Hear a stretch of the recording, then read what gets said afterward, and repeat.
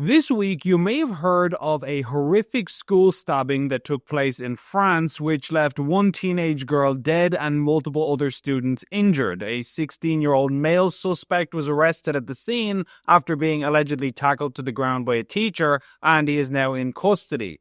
But while this story has been widely reported in the media, which you probably didn't hear because it has been conspicuously absent from most reports, is that the student in question apparently sent a 13-page manifesto to all of his fellow classmates prior to the attack, laying out his views. And among those views were a number of themes in keeping with a radical climate agenda, as reported by the local French outlet Le Parisien. The manifesto is divided into three parts. The first carries a message denouncing globalized ecocide. The teenager describes the global techno-industrial system as a spreading, proliferating tumor that destroys the viability of the earth. In this context, he repeatedly calls for ecological revolt to protect the earth. It's not a moral choice, it's a biological necessity, he asserts. He also reportedly condemned, quote, the sum of human actions that destroy, fragment, poison, or commodify living things. The document referred specifically to the disappearance of species, chemical contamination, concreting, industrial exploitation, and the loss of ecological knowledge, among other topics. The other parts of the manifesto generally refer to social alienation caused by a, quote, technocratic social order. Now, at this point, it should be stressed that the student in question is only a suspect and hasn't been convicted of any crime. He's not yet had his day in court, so it's limited what can be said about him and his case at this point. But it seems rather notable that the chief suspect's apparent climate alarmism has not been mentioned in most news reports about this incident. They just didn't see fit to bring it up, which is rather convenient, I think you'll agree, because we know that climate extremism across Europe and the wider world is a very real phenomenon. Europol's annual report on terrorism identified environmental extremists as a growing issue in recent years. According to their report, the line between environmental activism and environmental extremism is often a blurred one, yet some environmental activist narratives might have the potential to incite violence among extremists. However, environmental extremism is not a new phenomenon, as there have been periods with elevated activity in previous decades. Environmental extremists are concerned with various themes, such as climate change and earth resources. In 2022, a large number of actions of environmental activists resulted in damage of public and private property, as well as in public order disturbances. Various actions were carried out in museums when activists glued themselves to precious artifacts or damaged them with liquids. They blocked streets in multiple European cities dozens of times by gluing themselves to the asphalt and causing extensive traffic jams. Additionally, bank buildings, investment offices, energy companies, public institutions, and airports have been occupied by environmental activists. Attacks against highly fuel-consuming vehicles have also been noted. Environmental activists have been arrested in some member states in 2022 in connection with actions considered criminal acts. Violent acts have been carried out in the EU against butchers' shops, hunter associations, and raised hides for hunters, as well as companies perceived to exploit animals and harm the environment. Meat and dairy production and distribution centres have also been occupied in protest actions. Some member states fear the further radicalisation of parts of the environmental activist scene in the EU towards violent extremist and terrorist activity, possibly carried out by clandestine groups. I previously asked the Irish Gardaí about this phenomenon, and they confirmed awareness of environmental extremism as an issue in Europe. An Garda Síochána is aware of Europol's situation and trend report and comments relative to environmental extremism. Climate is one of a number of narratives and themes prevalent in the discourse and propaganda of political extremist groups within the EU at present. Some of the more prominent radical environmental movements today, such as Just Stop Oil or Extinction Rebellion, are generally peaceful in the sense that they don't directly attack individuals, but activists associated with them have engaged in violent and criminal behavior, such as smashing windows, vandalizing property, disrupting transport routes, and so on. They also often use extremely shocking rhetoric, such as Extinction Rebellion co-founder Roger Hallam saying that it may be necessary to bring governments down, resulting in deaths in order to save the planet. Extinction Rebellion is not doing managed defeat. We are organising mass participation civil disobedience. We're not doing conferences and panels and Q&As. We are getting arrested and going to prison. We are not doing more warm words and resolutions. We are setting up assemblies where ordinary people can decide whether they want their children to be delivered to their deaths by the rich and powerful. We are not just sending out emails and asking for donations. We are going to force the governments to act. And if they don't, we'll bring them down and create a democracy fit for purpose.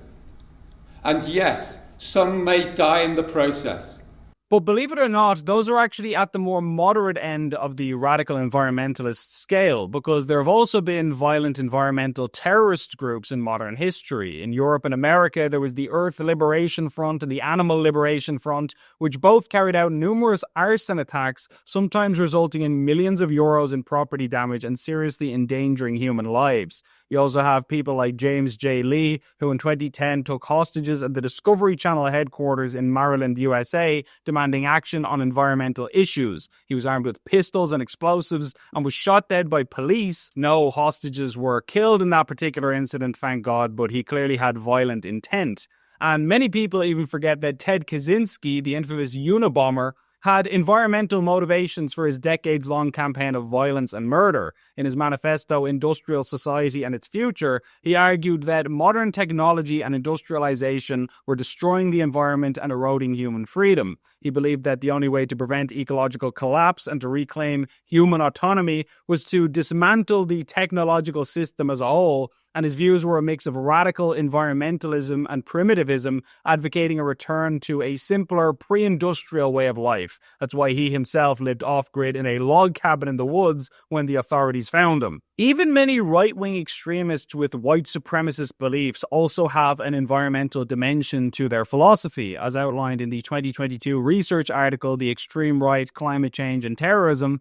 Eco-fascism has recently regained prominence following two of the most lethal extreme-right terrorist attacks, the murderous assault on two mosques in Christchurch, New Zealand, which killed 51, and the massacre at a Walmart in El Paso, Texas, which killed 22. Both of these attacks were justified by their perpetrators, at least in part, in environmental terms. Brenton Tarrant, the Christchurch terrorist, went so far as to proclaim himself an eco-fascist. Now, what conclusion should we draw from all of this? Well, it wouldn't be reasonable to say that all environmentalists support or agree with this sort of conduct. Of course, the vast majority of them don't. Most of the more extreme environmental movements remain very fringe and do not represent the average green enthusiast who just wants increased investments in bike lanes and things like that. But with that said, we can't ignore the fact that it seems like years of hyperbolic apocalyptic scaremongering actually has social consequences. Shocking, I know. Politicians and the media have spent decades howling about how the entire world is about to be destroyed in 5 years unless we do something radical right now. And it turns out that when you tell people that the end is nigh en masse for years, some of them might actually believe you and decide that they have an obligation to do something about it, something drastic.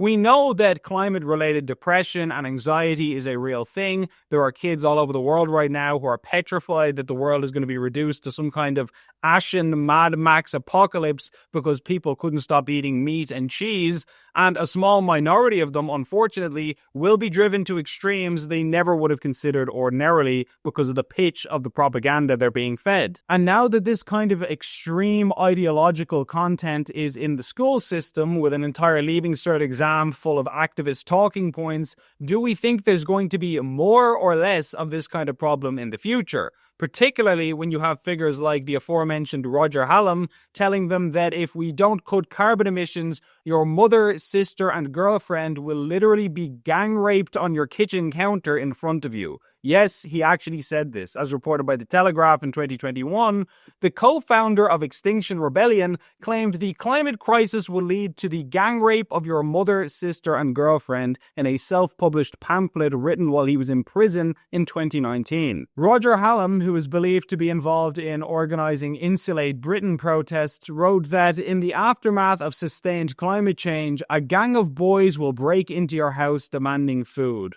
They'll see your mother, your sister, your girlfriend, and they will gang rape her on the kitchen table, he wrote. They will force you to watch, laughing at you. At the end, they will accuse you of enjoying it. Mr. Hallam said that the piece was written as advice for young people who face annihilation. This message was aimed specifically at young people. Can you imagine if someone took this kind of rhetoric seriously, what they might be willing to do to prevent it? And also bear in mind that Extinction Rebellion formally met with Eamon Ryan in his Leinster House office last year when he was minister to discuss the country's energy policy. Until the state and the media acknowledge that keeping people in a perpetual state of mortal terror can radicalize them and that exaggerating threats is actually deeply irresponsible, we will remain on a very dangerous course as a society.